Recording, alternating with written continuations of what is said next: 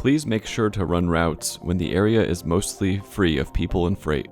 Drive the robot to the specific home marker. Push clean. Scan it on the right, and then select a route to run.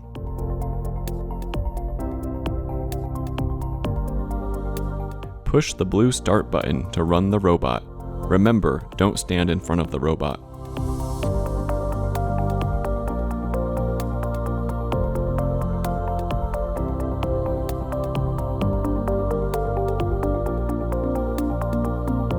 When the machine is running a route on its own, do not attempt to ride on the robot, use the steering wheel, or put hands or arms through the steering wheel.